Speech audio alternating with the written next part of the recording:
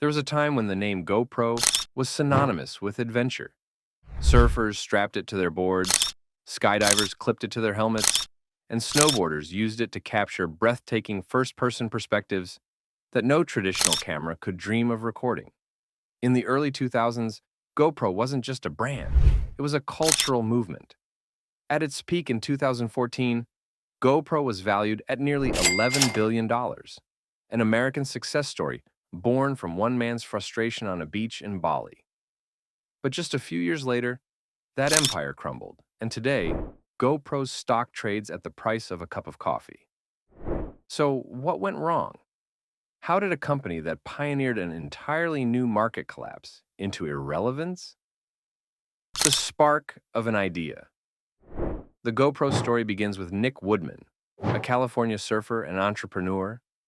In 2002, after a failed startup and a soul-searching trip to Australia and Indonesia, Woodman found himself frustrated that he couldn't capture high-quality surf footage from his own perspective. The solution seemed simple. Build a small, rugged camera that could be strapped to a person, board, or helmet to capture immersive action. Woodman raised money the old-fashioned way, borrowing from family and even selling beaded belts and seashell necklaces out of his Volkswagen van. By 2004, he released the first GoPro, a 35mm film camera in a waterproof case. It was primitive, but it worked. Surfers and adventurers suddenly had a way to film themselves, and the idea caught fire. The rise of a movement. As digital cameras improved, so did GoPro. In 2006, GoPro launched its first digital version, and by 2009, the company's HD Hero brought professional quality video to a pocket-sized mountable device. But it wasn't just about the hardware. GoPro became a lifestyle brand. It sold more than cameras. It sold the idea of being bold, adventurous, and free. The company leaned into user-generated content, encouraging customers to upload jaw-dropping footage. Viral videos of wingsuit flying, scuba diving with sharks, and snowboarding down vertical cliffs turned GoPro into a cultural phenomenon. By the early 2000s, GoPro was everywhere. Extreme sports athletes, travel bloggers, and even Hollywood productions used GoPros to capture shots that traditional cameras couldn't. Its slogan, "Be a hero," was more than marketing. It was a philosophy. The IPO and billion-dollar hype. In the summer of 2014, GoPro stepped onto Wall Street like a rock star, entering a sold-out arena. The narrative was irresistible. A barefoot surfer, Nick Woodman, who once sold bead necklaces out of his Volkswagen bus, had transformed his frustration with clunky waterproof cameras into one of the most recognizable tech brands in the world. It was a Silicon Valley fairy tale, a garage startup turned global empire. When GoPro went public, investors couldn't get enough. On its IPO debut, shares skyrocketed more than 30%, pushing the company's valuation close to a staggering $11 billion. Overnight, Woodman went from eccentric dreamer to Silicon Valley's newest billionaire, quickly earning the nickname the Mad Billionaire for his wild energy, infectious laugh, and untamed surf-inspired persona. He wasn't just a CEO. He was the embodiment of the lifestyle GoPro promised: freedom, adventure, and living life on the edge. The hype machine went into overdrive. GoPro wasn't simply selling cameras. It was selling the idea of immortality through video.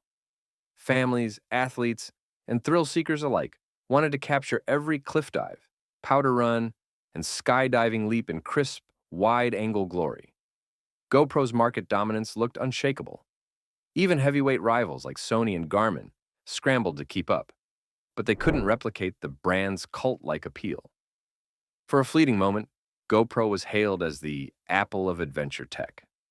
Analysts painted a dazzling future, where the company would stretch far beyond hardware. There was talk of GoPro drones dominating the skies, virtual reality experiences powered by immersive footage, and even an in-house media empire that could rival YouTube, complete with user-generated extreme sports content. The possibilities seemed infinite. Investors saw a company poised not just to capture adventures, but to define the future of storytelling itself. The sky, quite literally, looked like the limit. Cracks in the foundation, but cracks were already forming. First, GoPro's cameras, while beloved by enthusiasts, were essentially a niche product.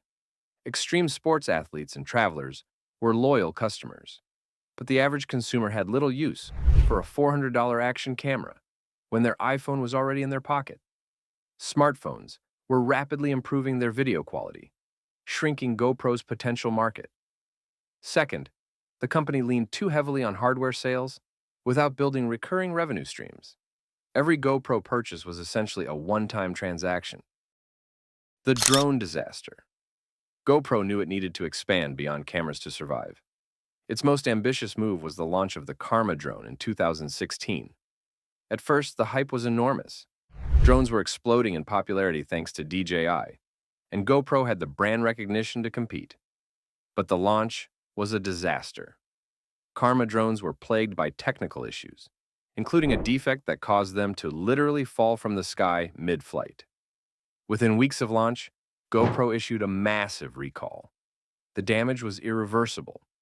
Meanwhile, DJI continued to dominate the drone market, leaving GoPro's Karma as a symbol of corporate overreach. The failed drone program cost GoPro hundreds of millions of dollars and shattered investor confidence. The fall of a giant.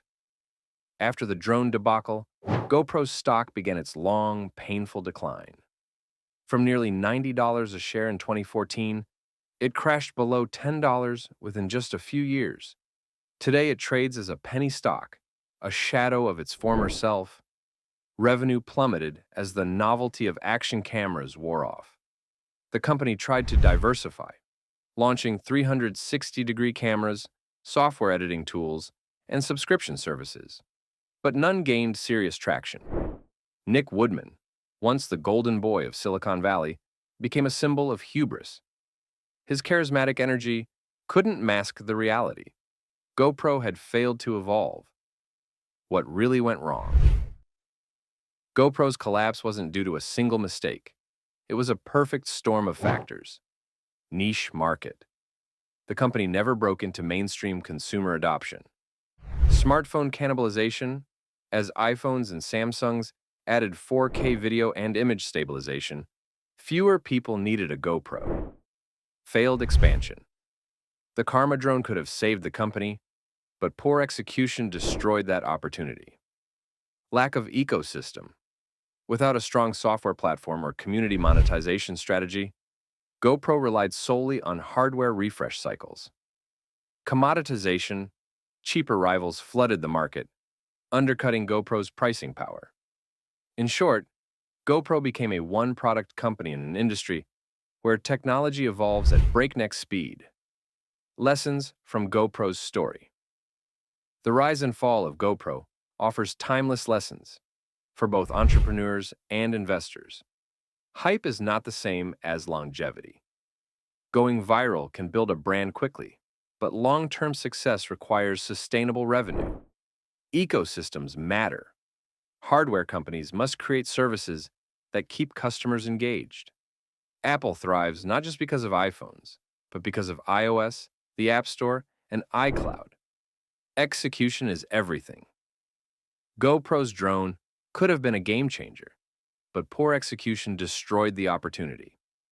Never underestimate competition. Chinese manufacturers and smartphones proved lethal to GoPro's dominance. GoPro today. Despite its fall, GoPro is not dead. The company has pivoted to a leaner business model, focusing on direct-to-consumer sales and subscription services that include cloud storage and editing tools. Its hero cameras remain popular with a loyal niche audience of vloggers, athletes, and creators. But the glory days are gone. GoPro is no longer Silicon Valley darling. It's a survivor in a market it once defined. Its story is less about destruction and more about adaptation at a smaller scale. From hero to cautionary tale, GoPro's journey is one of the most fascinating business stories of the 21st century. From a scrappy startup selling seashell belts to an $11 billion empire, it captured the imagination of a generation. But its fall is just as instructive, a reminder that innovation alone doesn't guarantee survival. For entrepreneurs, GoPro is both an inspiration and a warning. For consumers, it remains a beloved brand with a loyal following. And for Wall Street, it's a case study in how quickly a market darling can turn into a penny stock. In the end, GoPro achieved something few companies ever will. It changed how humans capture and share their lives. But it also proved the old truth: what goes up must come down.